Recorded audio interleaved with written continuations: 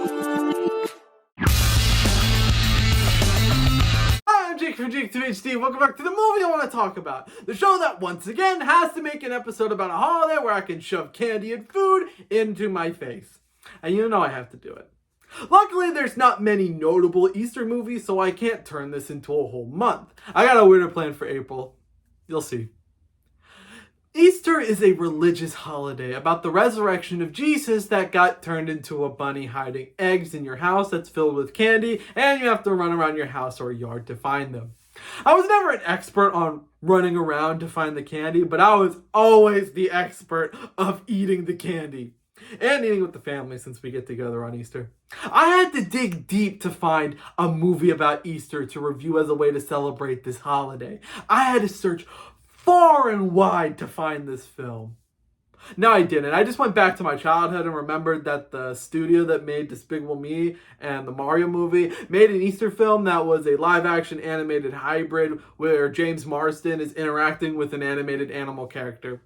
You may think this is Sonic, but Sonic doesn't have a rock and roll bunny played by Russell Brand. Apparently, this is the best representation Easter has in film. How fucking sad that is. This is Hop. This film is about E.B., who is the teenage son of the Easter Bunny and is destined to be the next Easter Bunny. Not one that life he leaves for Hollywood to pursue his dream of becoming a rock star drummer. He meets Fred, who's a slacker looking for a job, and crashes at his place. E.B. is being hunted down to return to Easter Island, while Carlos is planning a coup to take control of the factory so that he can become the next Easter Bunny. Once again, Illumination is back on the show since they made this film along with Mario and Grinch. This is also the only mostly live-action film ever produced by Illumination. As one of the only major Easter movies, it's not a bad one to represent the holiday. James Marsden does well interacting with the CGI bunny voiced by Russell Brand. Probably some good training before he did Sonic. He does well as the straight man to E.B.'s wild energy. Russell Brand gives E.B. a vibrant personality that's fun to watch whenever he's on screen. The whole storyline of Carlos trying to become the Easter Bunny is so ridiculous that it ends up being funny.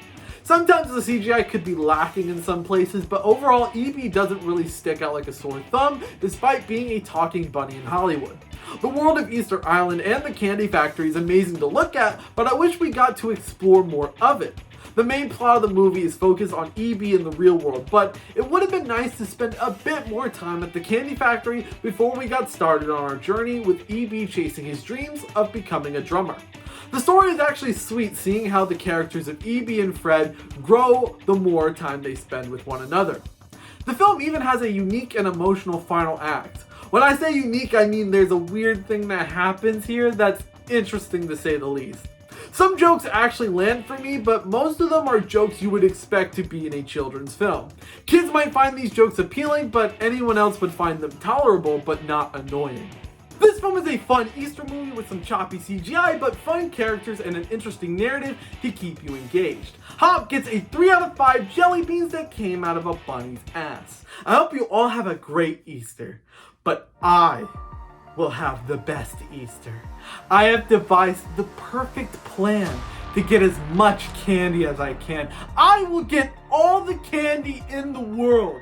Mainly Charlie, Sour Patch Kids, and Three Musketeers. But I will have it all because I'm going to kill the Easter Bunny and drain him for every piece of candy he has. He's the only thing keeping me away from being the biggest fat ass I can.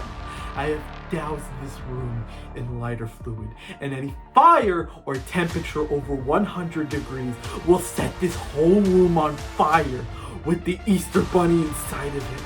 It's the perfect plan and nothing will go wrong whatsoever. So I'm going to hop out this window and watch the bunny go down in flames.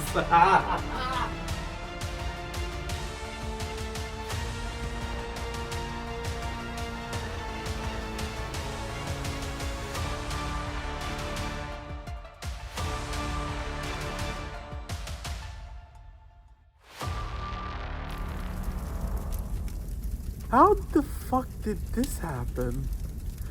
Oh, I forgot to lower down the thermostat after the 6 weeks of winter ended. I probably also should have figured out a way to put out the fire so that it's not doing what it's doing right now. Well, this sucks.